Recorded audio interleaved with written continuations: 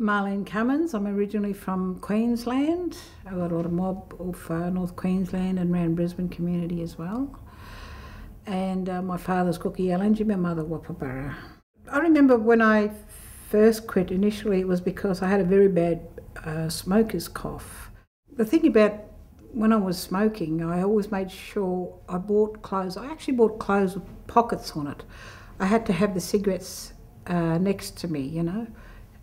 Easy access. I always bought skirts and things and jackets with big pockets on, and it was an insecurity thing too. And I had them beside my bed before I went to sleep, and it was the first thing I had to reach for when I woke up. I had a bad smoker's cough. I remember wanting to give up, but also remembering that the addiction was fairly strong.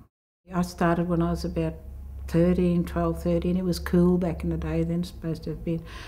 And I only did it because of that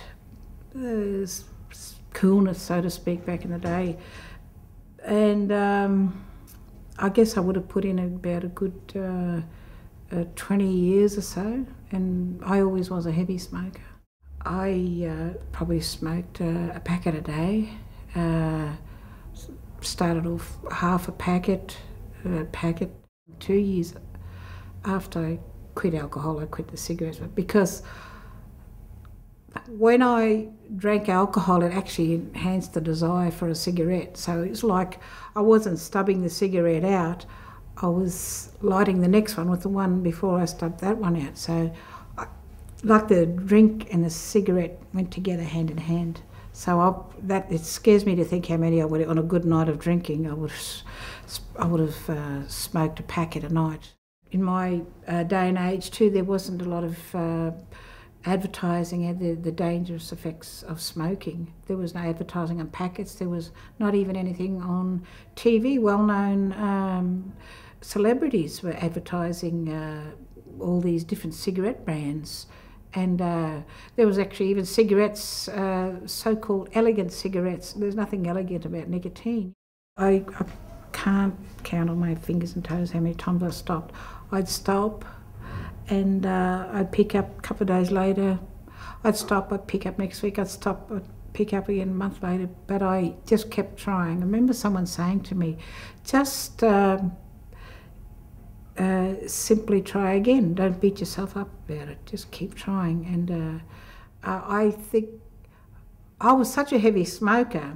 I actually used to every time I buy a carton of cigarettes, and then I'd buy tobacco, which I'd keep on the side. So tobacco would always be there, but I preferred tailor-mades just for fear of running out. It was always in the junk drawer. Another main reason why I had to give up too, because I play a wind instrument, a saxophone, and I started to feel the effects of smoking when I was playing saxophone, and I couldn't hold notes nowhere near how I can hold them now. I realised that cigarettes became like an emotional suppressant. So when emotions well up, it actually, you know, the cigarette kind of pushes down the emotions. Yeah, it became like that too. I wasn't dealing with problems in a healthy way, which I needed to. I had actually been at a friend's place, and she had told me that the other friend I was having dinner at her place, and there was a non-Indigenous friend of hers there, and she said, "Oh, Marlene, would you mind not smoking?" Back then you could smoke in planes, trains, buses, anywhere, everywhere. Because my friend's got patches and he's trying to quit, and so I actually sat there, and I realised time went by. I actually sat there for 4 hours without a cigarette, and I actually didn't bother to go outside. It just happened, you know. I think, but I do think that I did have a deep down. There was a desire to quit, you know, and in deep in my heart of hearts, I wanted to quit.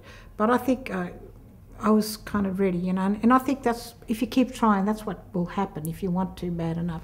And I had to realise there's, you know, that it is possible to give up. So I thought next day, that's the longest I've been without a cigarette in many years, so I think I'll cold turkey. And because you've given up smoking, because you know you've got a lot more energy than when you were smoking, you want to use up this energy. You can feel it, you know, your body's jumping. Oh, dear, I have to go for a walk. I feel like I want to walk because you got the energy. Whereas before I used to feel so heavy. Yeah, I didn't realise how much smokers stink till and I realised, gee, I must have stunk like that too. There's so many benefits. Food tastes better.